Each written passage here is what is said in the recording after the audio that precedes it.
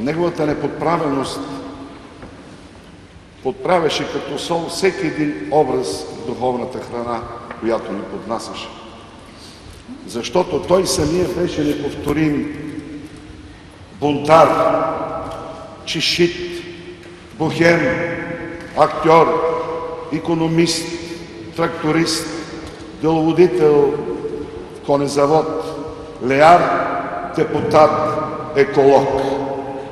Само Петър Слабаков можеше да обедини всички тези на пръв поглед взаимно отричащи се житейски роли в една единствена хармонизирана личност.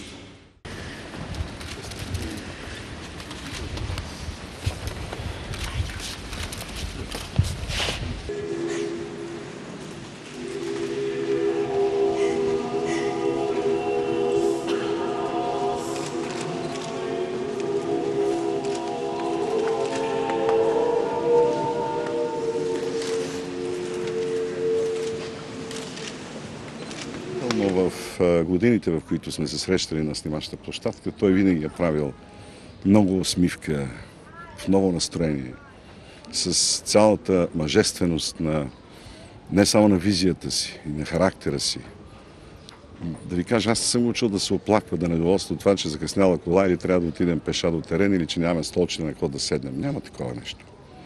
Много обичаше работата си, но уникално е неговата самобитност като актьор. И ако човек има време да види това, което е правил като актьор на киното, в киното, просто ще види това лице как може да се превъплъщава в много лица. Разбира се, повече от героите му са били истински силни мъже. Той беше фон Слабаков. Преди около 40 на години така го наричахме. Слагахме му титла. Знаете ли, в нашето актьорско воинство има много добри редници. Има офицери, разбира се, има генерали, има маршали. Той беше всичко това. Служете го заедно. А освен това и отгоре на всичко, той беше и рицар. И за съжаление последния. След Петър вече няма рицари. Свършиха се. Остана ни, мисля си, като го няма вече като рицар, остана ни като икона.